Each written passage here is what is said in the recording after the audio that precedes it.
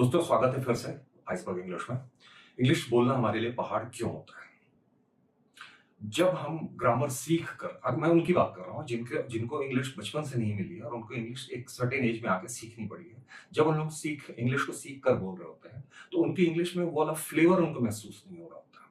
उसके नहीं होने के जो कारण है उसमें से एक बड़ा कारण ये है कि वो अपनी इंग्लिश बोलते समय जो इडियम्स या फ्रेजेस या जो मुहावरे होते हैं उनका वैसा प्रयोग नहीं कर पाते। जो नेटिव स्पीकर या जो इंग्लिश के लेके कॉन्फिडेंट होते हैं उन लोग अपनी भाषा में लगातार मुहावरों का प्रयोग करते हैं। जब मैं इस बात को बोलता हूं तो कई बार हमारे दिमाग में ख्याल आता है कि हम कौन सा मुहावरों का प्रयोग करते हैं अपनी जब हिंदी भाषा में बोलते हैं, क्योंकि हम हिंदी भाषी हैं और हम मुहावरों का प्रयोग इतनी आसानी के साथ और इतना स्पॉन्टेनियस वे में कर जाते हैं कि हमको पता ही नहीं चलता है हमने कोई मुहावरा बोला है। जैसे हम लोग जो सोसाइटी में आपस में बात करते हैं, हम लोग बोलते हैं वो आदमी मेरा सिर खा गया। पूरी तरह से सिर खा गया मतलब क्या चीज होती है, या वो मेरा आदमी दिमाग चाट रहा था। अब आप खुद इस शब्दों के क्लस्टर को सुन के समझिए कि दिमाग चाट रहा था, या मेरा दिल धक से रह गया, मेरी सांस रुक गई। इस टाइप के मुहावरे हम लोग हर दूसरे तीसरे वाक्य में लगातार बोल रहे होते हैं। यही काम जो फ्रिक्वेंट इंग्लिश स्पीकर होते हैं उन लोग भी बोल रहे होते हैं, लेकिन वो मुहावरे हमको लगता है कि उनकी उतनी ज्यादा जरूरत नहीं होती है। मुहावरों से मतलब सिर्फ इडियम या बड़े जो फ्रेजेस होते हैं उनसे नहीं है। चालू भाषा में भी जो हम लोग, जैसे आजकल की जो नई जो लैंग्वेज चली है उसमें जो कूल होता है, जो ड्यूड होता है, इस टाइप की जो लैंग्वेज होती है वो भी एक प्रकार से मुहावरा का रूप है।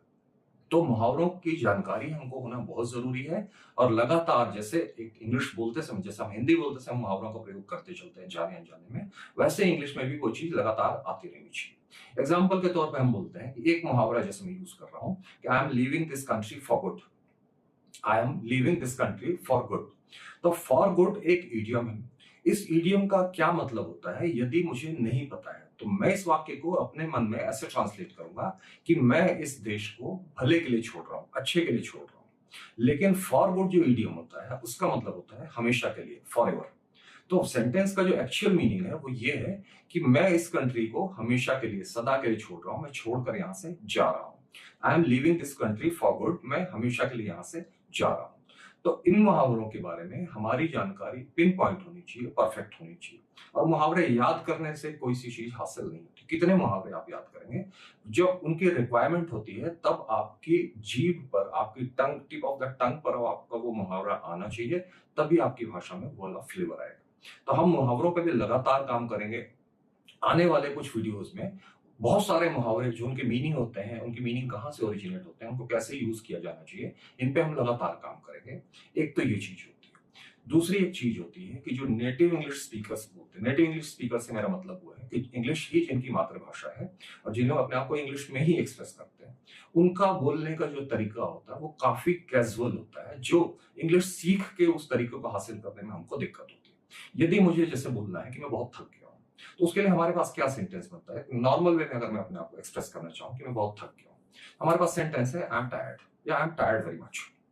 लेकिन एक नेटिव स्पीकर उसको बहुत अलग अलग तरीकों से बोल सकता है। वो ये बोल सकता है कि I am all wiped out, I am burned, I am exhausted, या और बहुत सारी चीजें। ये मुझे बहुत गुस्सा आ रहा है, तो क्या मैं बोलूंगा आई एम एंग्री, या मम्मी को बहुत जोर से गुस्सा है तो mom was very much angry.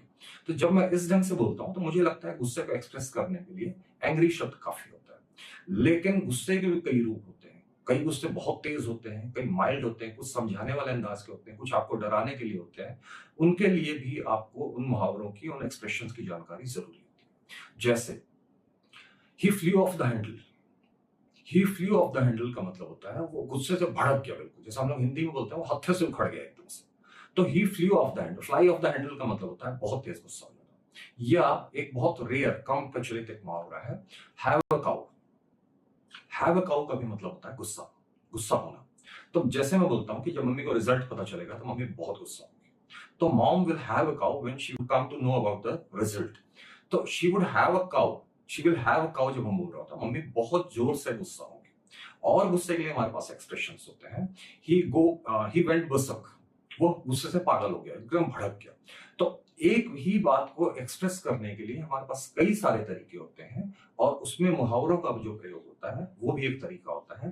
तो बने रहे आइसबर्ग के साथ, हम लोग बहुत सारे मुहावरों पे एट ए टाइम काम करेंगे और इस बात को इंश्योर करेंगे कि मुहावरे सिर्फ हमारी मेमोरी तक सीमित न रहे, वो हमारी खुद की लैंग्वेज में फ्रीक्वेंट रूप से आते रहे। मिलते हैं अगले वीडियो में।